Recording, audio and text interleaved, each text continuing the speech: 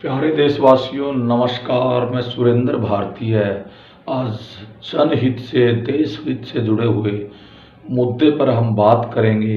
अभी टेलीकॉम कंपनियों ने जो डाटा महंगा किया है, तो उसके पीछे की कहानी क्या है, सच्चाई क्या है, आज हम इसकी पड़ताल करेंगे। क्योंकि डाटा जो महंगा हुआ है, ये आम आदमी से भी जुड़ा हुआ है और ख़ास आदमी से भी जुड़ा हुआ है। क्योंकि रोज़मर्रा की ज़िंदगी में आज मोबाइल व्यक्ति का सिर्फ शौक ही नहीं रहा है, बल्कि उसकी रोज़मर्रा की ज़रूरत हो चुकी है। क्योंकि कोई भी सरकारी फैसिलिटीज़ लेनी हो तो ओटीपी की ज़रूरत पड़ती है। कोई भी भुगतान हम करते हैं, ज़्यादातर भुगतान है जो ट्रांजैक्शन की जाती है, तो किसी भी माध्यम से जो की जाती है, तो उसमें डाटा की ज़रूर पड़ती है। तो आज हम बात करेंगे कि डाटा का जो दाम बढ़ा है, टेलीकॉम कंपनियों ने जो दाम बढ़ाया है, इसके पीछे की असल सच्चाई क्या है। साथियों, इस कहानी की शुरुआत होती है लोकसभा चुनाव से। जी हाँ, आप कहेंगे कि इसका लोकसभा चुनाव के अंदर क्या संबंध है। तो आप सब ने ज़ोर शोर से लोकसभा चुनाव के अंदर इलेक्ट्रल बॉन्ड के ऊपर बहस सुनी होगी। तो अलग अलग राजनीतिक दलों ने जो इलेक्ट्रल बॉन्ड के नाम पर अलग अलग जो कॉरपोरेट से चंदा लिया, जो कंपनियों से चंदा लिया, तो उसकी बड़ी चर्चा थी। चाहे वो चंदा किसी बीफ बनाने वाली, बीफ परोसने वाली किसी कंपनी से लिया हो, या वो चंदा पाकिस्तान से जुड़ी हुई कंपनी से भी लिया हो, या उसके अंदर बड़े तादाद के अंदर जो चंदा भारतीय जनता पार्टी को मिला, तो लगभग 375 करोड़ रुपए के आसपास चंदा जियो जो टेलीकॉम कंपनी है उसने भारतीय जनता पार्टी को दिया। जो भारतीय चुनाव आयोग है, चुनाव आयोग के रिकॉर्ड के अनुसार 375 करोड़ रुपए का चंदा जियो कंपनी ने भारतीय जनता पार्टी को दिया, और लगभग 234 करोड़ रुपए का चंदा भारतीय एयरटेल ने भारतीय जनता पार्टी को दिया। तो ये गठजोड़ है। और जो ये कॉरपोरेट कंपनियां, जो टेलीकॉम कंपनी है या कोई भी कंपनी अपना चंदा देती है, तो उसके बदले में बड़े मुनाफे की इनकी डिमांड होती है। और वही होता है चुनाव के अंदर। हमने अलग अलग राजनीतिक पार्टियों के बड़े ही शानदार वहाँ पर ऐड चल रही थी हर एक मिनट के बाद। चाहे कोई टीवी चैनल हो, न्यूज़ चैनल हो, मूवी चैनल हो, या फिर सोशल मीडिया हो, फेसबुक हो, या कोई भी माध्यम हो, हमने हर कोई भी वीडियो देखते थे तो शुरुआत में और बीच में अनेकों बार ऐड आ जाती थी, और राजनीतिक पार्टियों की होती थी। तो ये किस प्रकार से चलती है इतनी महंगी ऐड, तो इसके पीछे इसी प्रकार से चंदा लेकर अपनी जो पब्लिसिटी करवाते, अपनी स्पॉन्सरशिप करवाते हैं, तो राजनीतिक दल इन्हीं कॉरपोरेट से करवाते हैं, इन्हीं कंपनियों से करवाते हैं। तो कोई भी क्यों गठजोड़ लगता है, क्योंकि इस दाम बढ़ने के पीछे की जो कहानी है, इसमें सिंडिकेटिंग हुई है। बिल्कुल सरकार के द्वारा और कंपनियों के द्वारा मिलकर सिंडिकेटिंग की गई है। और सिंडिकेटिंग होती क्या है? सिंडिकेटिंग एक प्रकार का आपसी समझौता होता है कि हम दाम बढ़ा रहे हैं और आप दाम कम नहीं करेंगे, हम मिलकर दाम बढ़ाएंगे और मुनाफा कमाएंगे। और सरकार की सह पर ये सारा खेल हुआ है। और क्योंकि कोई भी इसको नियंत्रित करने वाला ट्राई हो कि चौकन्नी सरकारी एजेंसी ईडी का नाम हर बच्चे की जुबान पर है, लेकिन इसी प्रकार की जो सरकारी एजेंसी है, ट्राई होती है और रेगुलेटरी होती है, जो इस प्रकार से टेलीकॉम कंपनियों पर नियंत्रण रखती है। लेकिन ट्राई और जो रेगुलेटरी है उसको बिल्कुल चुप बैठी हुई है, क्योंकि सरकार ने उसको पूरी तरह चुप रहने के लिए कहा है।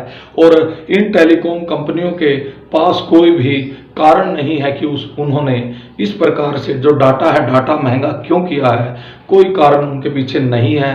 और बड़े ही चौंकाने वाली बात है, अभी स्पेक्ट्रम की जो नीलामी हुई है, उस स्पेक्ट्रम की नीलामी के अंदर सरकार ने लगभग 96,000 करोड़ रुपए का न्यूनतम मूल्य रखा था कि इस प्रकार की स्पेक्ट्रम की नीलामी से 96,000 करोड़ रुपए सरकार की आमदनी होगी, सरकार के पास आएंगे। लेकिन बड़े ही चौंकाने वाली बात है, लगभग 11,300 करोड़ के आसपास ही उस बोली से सरकार के पास पैसे आए। सरकार के पास मात्र 10% ही पैसे सरकार ने स्पेक्ट्रम के माध्यम से, उसकी नीलामी के माध्यम से जुटाए।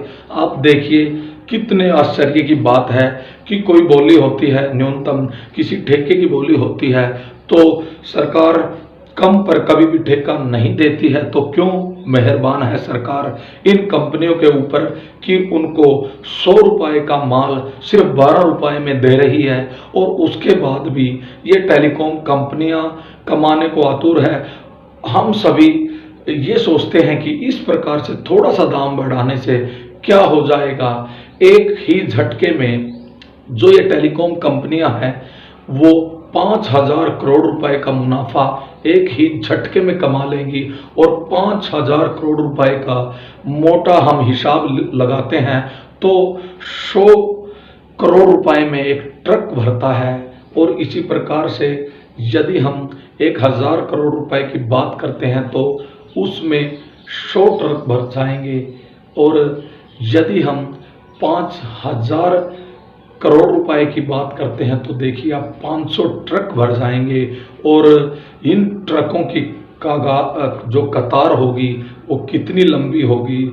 अभी चुनाव में बहुत सुनने में आया कि टेम्पो में भरकर पैसा भेजा जा रहा है, तो यही वही ट्रक है जिससे पैसा भेजा जाता है। इस प्रकार सरकार मेहरबान होकर इन टेलीकॉम कंपनियों को फायदा पहुंचा रही है और जनता के ऊपर दोहरी मार पड़ रही है। लोग पहले भी देखा कि किस प्रकार से बीएसएनएल को कमजोर किया, बीएसएनएल की कार्यप्रणाली को किस प्रकार से उसको स्लो बनाया, और एक विशेष कंपनी को किस प्रकार से लॉन्चिंग दी गई, ये किसी से नहीं छिपा है। और उस कंपनी को फलने फूलने के लिए, उसके प्रॉफिट के लिए विशेष प्रकार से प्रबंध किया गया। उस टाइम हमने देखा कि किस प्रकार से कोई भी सिम है जो अन्य कंपनी की, उसको आसानी से पोर्ट करवाने के नियम बनाए गए।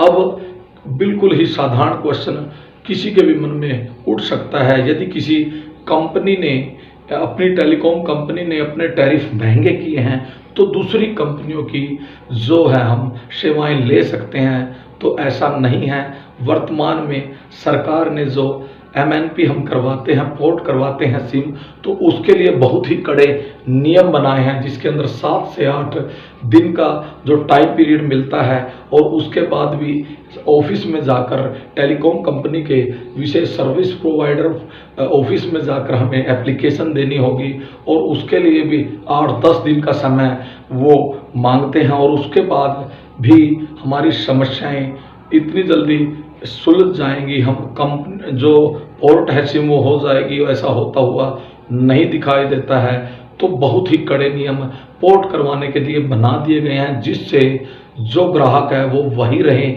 बदले ना। पूरी तरह से इन कंपनियों के मुनाफे की व्यवस्था, सर्विस देकर, डाटा देकर कैसे लोगों को उसका एडिक्ट बनाया, कैसे आदी बनाया। अब एक बच्चा है, जो एक बच्चा भी फ़ोन के लिए कितना छटपटाता है, कितना रोता है, ये किसी से छुपा नहीं है। एक बच्चे तक भी फ़ोन की पहुंच हो चुकी है, जो इसमें रील देखता है, जो भी उसका एंटरटेनिंग उसको लगता है वो बच्चा देखता रहता है। और हम भी सोचते हैं कि इसमें असर क्या पड़ता है। तो इन कंपनियों ने उस नब्ज़ को पकड़ा, फ्री में डाटा देकर किस प्रकार से ग्राहकों को अपनी ओर किया, और जो भारतीय टेलीकॉम कंपनी थी बीएसएनएल, उसको कैसे कमज़ोर किया, उसके अंदर ढीला रवैया अपनाकर कैसे उसको दौड़ से बाहर किया। बहुत ही मुनाफा देने वाला बीएसएनएल किस प्रकार से फिसड्डी हो गया, इसके पीछे एक बड़ा ही सुनियोजित षड्यंत्र है, और किस प्रकार से उसको कमज़ोर किया गया किसी से छिपा नहीं है। और बात यदि हम करते हैं कि किस प्रकार से फिर दोबारा कि इस विशेष कंपनी को फ़ायदा पहुंचाने के लिए सारे नियमों को ताक पर रखा गया, नियम उस कंपनी के हित के लिए बनाए गए, तो इससे स्पष्ट होता है कि जो फ्री में डाटा देकर हमें एडिक्ट बनाया गया, और अब उस को इन्होंने अब हमारा एक शौक कहेंगे, शौक बना दिया और ज़रूरत बना दिया।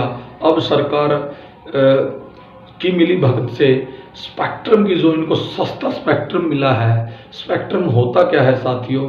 स्पेक्ट्रम एक प्रकार से सीधे तौर पर कहें, मान लीजिए एक मॉल है और मॉल के अंदर सिर्फ अभी तो 4 दुकानें हैं, जिसमें एक सरकारी दुकान है और 3 जो कॉरपोरेट प्राइवेट दुकान है।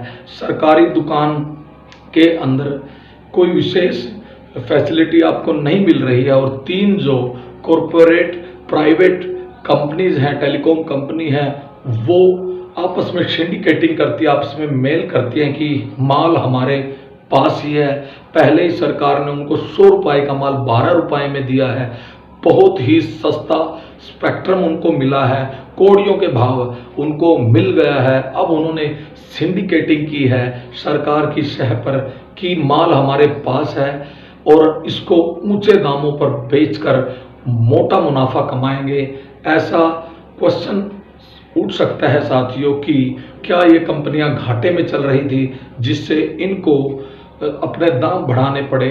तो जो इनकी फाइनेंशियल रिपोर्ट है, इकोनॉमिकल रिपोर्ट है, उसमें भारतीय एयरटेल ने 8,000 करोड़ रुपए 2024 का जो साल है उसके अंदर बटोरे और लगभग 5,000 करोड़ रुपए जो जियो टेलीकॉम कंपनी है उसने बटोरे।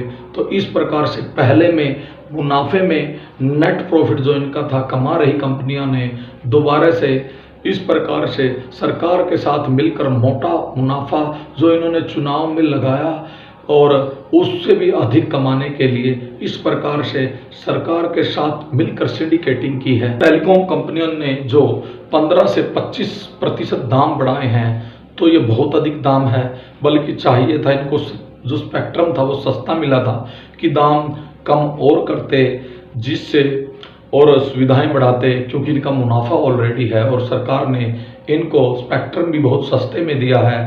तो चाहिए ये था कि ये और सस्ता करते और सस्ता नहीं करते तो उसी को बनाए रखते और जनता है जो जनता के ऊपर इसका असर नहीं पड़ता। तो इन टैरिफ बढ़ने का जनता के अंदर आक्रोश दिखाई देता है, लेकिन मजबूरी भी है क्योंकि आज आम आदमी के लिए जो फ़ोन है, डाटा है, तो इंटरनेट है, वो एक शौक नहीं बल्कि उसकी ज़रूरत भी है, क्योंकि यूपीआई से पेमेंट बहुत होती हैं। क्योंकि उसको जो भी सरकारी फैसिलिटी लेनी है तो उसमें ओटीपी की ज़रूरत पड़ती है, भुगतान जो होता है तो उसी में उसकी ज़रूरत पड़ती है। आपको वीडियो अच्छी लगी हो तो प्लीज़ लाइक और शेयर करें और मैं सुरेंद्र भारतीय आपसे रजा लेता हूँ। जय